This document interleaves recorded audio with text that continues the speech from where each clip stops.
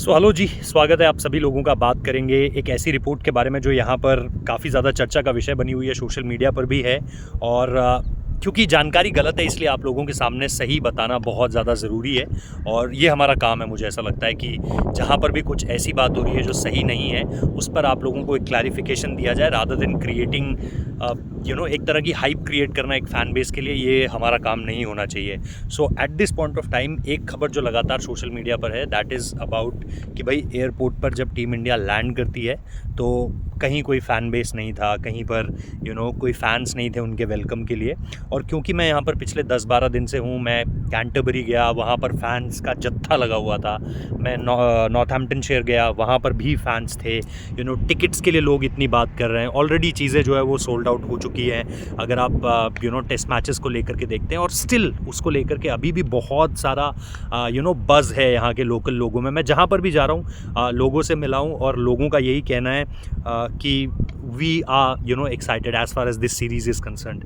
लेकिन क्योंकि ये बताया गया कि जी एयरपोर्ट पर कोई नहीं था, और होता ये है कि बात इस चीज़ को लेकर के नहीं होती कि एयरपोर्ट पर कोई है या नहीं। बात ये होती है कि एयरपोर्ट की किस जगह से टीम को निकाला गया है। क्या टीम को एक वीआईपी और प्राइवेट एंट्री से निकाला गया, या टीम अमूमन तौर पर जैसे इंडिया में हम कई जगह पर देखते हैं, या फिर ऑस्ट्रेलिया में भी कई जगह पर हो रहा था। लेकिन मैं आपको इसकी पूरी जानकारी देता हूँ। होता ये है कि यहाँ पर अलग अलग जो है टर्मिनल्स हैं। अगर आप एग्जिट कर रहे हैं, जैसे ब्रिटिश एयरवेज से अगर आप आ रहे हैं, तो आपका BA का एक अलग निकलने की जगह होगी, उसका एक आपको एक अलग गेट नंबर दे दिया जाएगा। या फिर अगर आप एमिरेट्स से आ रहे हैं, या फिर अगर आप एयर इंडिया से लैंड कर रहे हैं, जो भी लोग यहाँ पर आए हैं या दुनिया में और जगह जाते हैं वो लोग जानते होंगे। ये बहुत ही बेसिक सी जानकारी है। अब जैसे मुझे याद है कि जैसे ही रोहित शर्मा पर्थ पर आए थे तो उनको एक बिल्कुल प्राइवेट एंट्री से निकाला गया था, और वहाँ पर भी कुछ जर्नलिस्ट आने की कोशिश कर रहे थे, नहीं पहुँच पाए, तो उनको वो विजुअल्स नहीं मिल पाए। अब ऐसे में होता क्या कि यार सडनली लोग बोलेंगे कि अरे यार रोहित शर्मा को लेकर वहाँ पर कोई बज़ नहीं था। और रोहित शर्मा बहुत बड़े खिलाड़ी हैं विदाउट अ डाउट। लेकिन हुआ ये कि उनको एक प्राइवेट और वीआईपी एंट्री से निकाला गया, जहाँ का ना तो पता फैंस को होता है, और ना ही जहाँ के बारे में जानकारी तो होती नहीं है, अलाउंस भी नहीं होता है कि आप उस तरफ जा भी सकें। वहाँ पर हाई सिक्योरिटी होती है। दैट्स वाई वो प्राइवेट एग्जिट कोई भी टीम या कोई भी इंडिविजुअल चूज़ करता है। तो यहाँ पर ये बताना आप लोगों को बहुत ज़्यादा ज़रूरी है कि अगर ऐसा कुछ हुआ तो वो इसीलिए हुआ बिकॉज पहली चीज़, टीम की एंट्री पॉइंट को लेकर के किसी को जानकारी नहीं थी कि कब यहाँ पर आ रही है। दूसरी चीज़, सबसे इम्पॉर्टेंट ये चीज़ कि उनको एक अलग पर्सनल एग्जिट से निकाला गया है, एक वीआईपी एग्जिट से निकाला गया है, जहाँ पर फैंस का गैदर होना बनता ही नहीं है। तो ये एक बड़ी वजह है कि क्यों यहाँ पर जो है वो फैंस आपको एयरपोर्ट पर नहीं दिखे। इसलिए नहीं कि रोहित शर्मा नहीं है, विराट कोहली नहीं है, इस टीम में खिलाड़ी हैं और इन खिलाड़ियों को भी लोग बड़ी शिद्दत के साथ देखना चाहते हैं। आप देखिएगा जैसे जैसे ये टूर आगे बढ़ेगा, मारामारी कितनी होगी। मारामारी किस चीज़ को लेकर के कि टिकट्स दिला दीजिए, टिकट्स दे दीजिए। और वही लोग जो आज ये कह रहे हैं कि भाई इन लोगों की वजह से एक इम्पैक्ट दिखने को मिल रहा है, यही लोग आपको बाकी ये सारी तस्वीरें आपके सामने रखेंगे। बट ये इस समय पर कहना कि जी ऐसा इसलिए नहीं हुआ, आई डोंट थिंक ये किसी भी तरीके से सच है।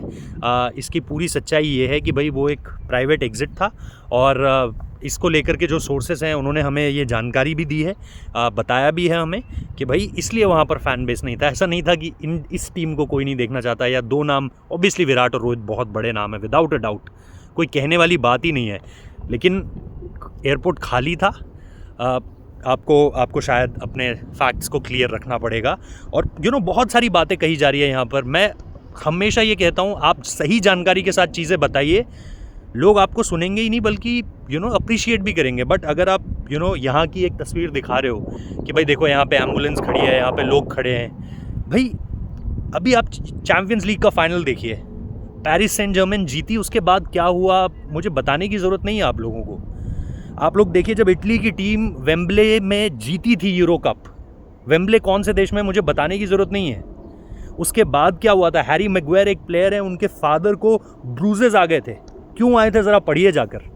फिर अपने देश पर उंगली उठाइए, हमारे देश में जो हुआ वो ख़राब हुआ, हम इसको एक्सेप्ट करते हैं लेकिन आप हमारे देश को इसलिए ख़राब मत बताइए क्योंकि आप दूसरे देश में आकर बिना जानकारी जुटाए ये बोल रहे हैं कि अरे देखिए यहाँ पर कुछ लोग लाइन में खड़े हैं और कुछ लोग एम्बुलेंसेस यहाँ पर लगी हुई है।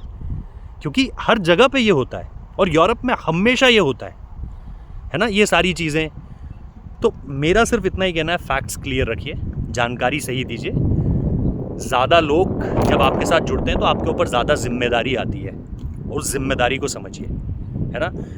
ग्रीन टॉप कहाँ पर है, कहाँ ग्रीन टॉप नहीं है, नॉर्थहैम्पटन शहर का विकेट क्या है और कैंटरबरी का विकेट क्या था, इनको जब तक आप देखेंगे नहीं, समझेंगे नहीं, तब तक आप बताते रहिए लोगों को कि दोनों जगह फ्लैट विकेट मिल गए हैं और क्या ये हो रहा है या वो हो रहा है।